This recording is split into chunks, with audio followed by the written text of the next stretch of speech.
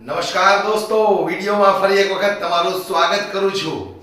ફરી એક વખત સંજય સિંહનું ધમાકેદાર ભાષણ અને જે અમિત કુમારના ધજિયા ઉડાવી નાખ્યા છે. રાજ્યસભાની અંદર જે રીતે સંજય સિંહે અમિત શાહના ધજિયા ઉડાવ્યા છે, ત્યાર પછી 2024 લોકસભાની ચૂંટણીને લઈને નરેન્દ્ર મોદી પર જે પ્રહારો કર્યા છે, સૌપ્રથમ આપણે એ ભાષણ સાંભળવું છે, ત્યાર પછી થોડી ચર્ચા કરવી છે. કારણ કે વધારે સમય તમારો નથી લેવો. જે રીતે સંજય સિંહે રાજ્યસભાની અંદર અમિત શાહના જે ધજિયા ઉડાવી નાખ્યા છે, આવો આપણે સાંભળીએ દોસ્તો. વિડીયો પણ વધુમાં વધુ વિડીયોને શેર કરી દેજો અને પસંદ આવે ને તો લાઈક કરવાનું દોસ્તો બિલકુલ ભૂલશો નહીં.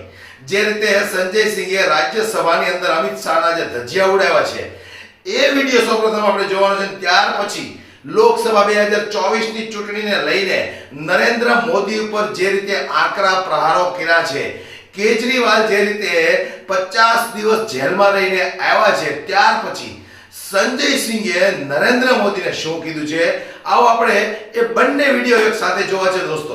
પરંતુ વિડીયોને વધુમાં વધુ શેર કરી દેજો, દરેક લોકો સુધી આ વિડીયો પહોંચાડો.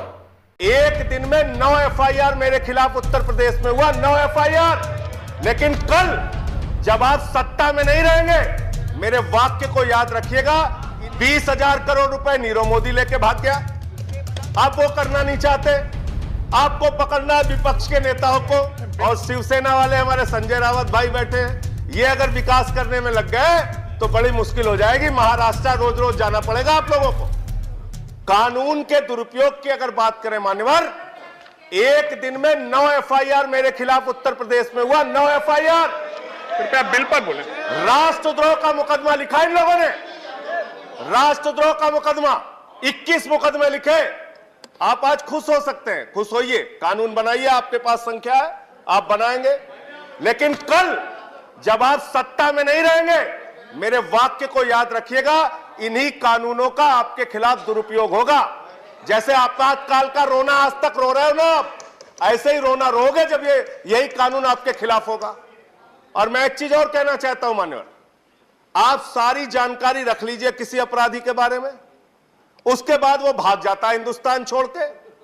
20,000 करोड़ रुपए नीरव मोदी लेके भाग गया, 10,000 करोड़ रुपए विजय माल्या लेके भाग गया, 6,000 करोड़ रुपए नितिन संदेशरा लेके भाग गया। जिस देश के साथ आपकी प्रत्यार्पण संधि नहीं है, वहां से इन लाखों करोड़ के लुटेरों को बुलाओगे कैसे? हिंदुस्तान कैसे बुलाओगे आप? मैंने एक सुझाव सदन में दिया था, और माननीय गृह मंत्री जी हैं यहां पे, मैं चाहूंगा आप वो संशोधन कीजिए, कानून लाइए इस देश में। जिसके पास 50 करोड़ से ज्यादा का कर्ज हो, उसका पासपोर्ट जब्त करके रख लीजिए, हिंदुस्तान छोड़ के भागने नहीं पाएगा।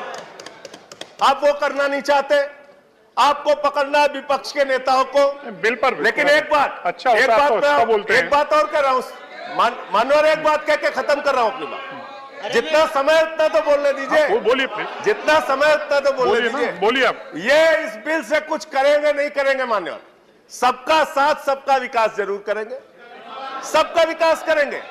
और अलग अलग राज्यों में अलग अलग विकास देखने को मिलेगा।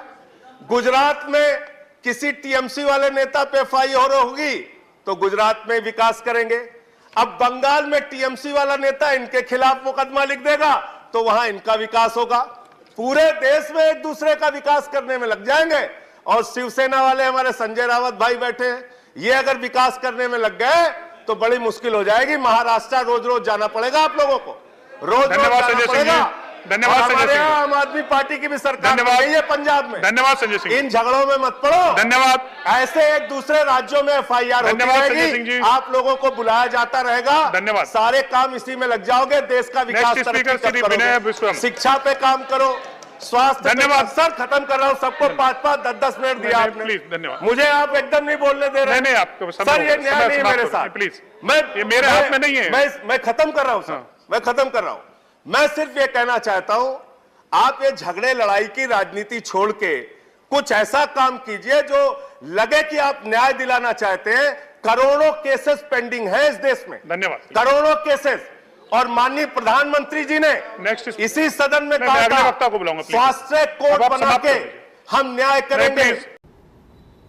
और इसी फॉर्मूले के तहत उन्होंने बीजेपी के संस्थापक यानी जिस व्यक्ति ने अपने खून पसीने से भारतीय जनता पार्टी बनाई, लालकृष्ण आडवाणी जी को चुनाव लड़ने से मना कर दिया, उनको किनारे कर दिया। इसी 75 वर्ष के फॉर्मूले के तहत उन्होंने भारतीय जनता पार्टी के वरिष्ठ नेता जो फाउंडर थे, अध्यक्ष रह चुके थे बीजेपी के, मुरली मनोहर जोशी जी को किनारे कर दिया, चुनाव लड़ने से मना कर दिया।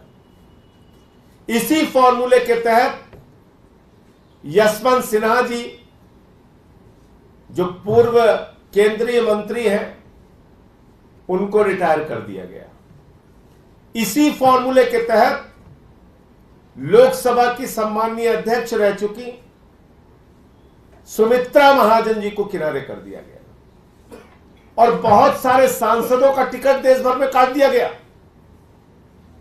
बीजेपी ने अपने ही तमाम सांसदों के टिकट काट दिए। और आज जब केजरीवाल जी ने कहा कि भाई 75 साल में मोदी जी रिटायर हो जाएंगे और वो 75 साल अगले साल पूरा हो रहा है, तो उसके बाद तो देश के प्रधानमंत्री अमित शाह बनेंगे, तो मोदी की गारंटी को पूरा कौन करेगा? ये जायज सवाल केजरीवाल जी ने उठाया। एक तो अपने 10 साल में आपने कोई गारंटी पूरी नहीं की, लेकिन अब जो गारंटी दे रहे हैं उसका तो बिल्कुल भरोसा नहीं, क्योंकि 75 साल में आप अपने ही नियम के हिसाब से रिटायर हो जाएंगे। अमित शाह जी और पूरी पार्टी बौखला गई इतना सुनते ही। बोले जो नियम मोदी जी ने बनाया वो नियम बीजेपी के दूसरे नेताओं पर तो लागू होगा। लालकृष्ण आडवाणी जी को निपटाने के लिए, मुरली मनोहर जोशी जी को निपटाने के लिए, सुमित्रा महाजन जी को उनकी राजनीति को खत्म करने के लिए और यशवंत सिन्हा जी को निपटाने के लिए उस पर तो लागू होगा, लेकिन नरेंद्र मोदी जी के ऊपर यह नियम लागू नहीं होगा। इसका मतलब आपके सिद्धांतों की, आपके विचारों की, आपके उसूलों की, आपकी बातों की कोई कीमत नहीं। इसका मतलब जो नियम आप बनाते हैं वो नियम आप अपने ऊपर ही लागू नहीं करते। मैं समझता हूं अमित शाह का बयान पर्याप्त नहीं है। भारत के प्रधानमंत्री नरेंद्र मोदी जी को आकर सामने कहना चाहिए कि वो एक सिद्धांतहीन व्यक्ति हैं और उन्होंने जो नियम, जो सिद्धांत भारतीय जनता पार्टी के दूसरे नेताओं के लिए बनाया है वो उनके ऊपर लागू नहीं होगा।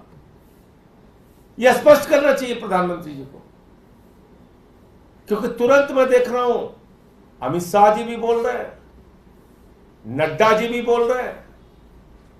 क्या आपकी पूरी पार्टी इस बात से सहमत है? क्या पूरी की पूरी भारतीय जनता पार्टी इस बात से सहमत है? बीजेपी का कार्यकर्ता जिसने नरेंद्र मोदी के इस फैसले का स्वागत किया था कि 75 साल में नेताओं को रिटायर हो जाना चाहिए, क्या नड्डा और अमित शाह की सफाई से वो संतुष्ट है? आरएसएस और बीजेपी संतुष्ट है? ये प्रधानमंत्री जी को सामने आके खुद से बोलना चाहिए, क्योंकि सिद्धांत उन्होंने बनाए, नियम उन्होंने बनाए, रिटायरमेंट की उम्र उन्होंने तय की, तो अब उनको ही बताना चाहिए कि वो अपने नियम, अपने सिद्धांत, अपने उसूल, अपने विचार पर कायम है या सत्ता की लोलुपता के कारण वो चाहते हैं कि आजीवन वही पद पर बने रहेंगे। हालांकि देश की जनता वैसे ही उनको 4 जून को हराने जा रही है, लेकिन ये स्पष्ट खुद प्रधानमंत्री जी को करना चाहिए। आपके कोई प्रश्न हो तो आप पूछ सकते हैं। अमित शाह जी ने एक प्रेस कॉन्फ्रेंस की है और उसमें ये कहा है कि ऐसा बीजेपी के संविधान में कहीं भी नहीं लिखा हुआ है कि वो प्रधानमंत्री नहीं रहेंगे। पहले से तय है कि वही प्रधानमंत्री होंगे और देश की जनता उन्हें फिर से प्रधानमंत्री बनाने जा रही है। तो किस सिद्धांत के तहत आडवाणी जी का टिकट काटा? વધુમાં વધુ લોકો જાગૃત બને એ માટે વિડીયોને વધુમાં વધુ શેર કરજો, દરેક લોકો સુધી વિડીયો પહોંચે, કારણ કે સંવિધાન બચાવવાનું છે, લોકશાહીને બચાવવાની છે। જે રીતે સંજય સિંહે વાત કરી છે કે ભાઈ ભારતીય જનતા પાર્ટીની સરકાર બનશે તો સંવિધાન ખતમ થઈ જશે, તો વધુમાં વધુ આ વિડીયોને શેર કરો, દરેક લોકો સુધી પહોંચે અને પોતાનો મત યોગ્ય જગ્યાએ આપે. આપણો એ જ ધ્યેય છે કે દરેક નાગરિક જાગૃત બનવો પડે.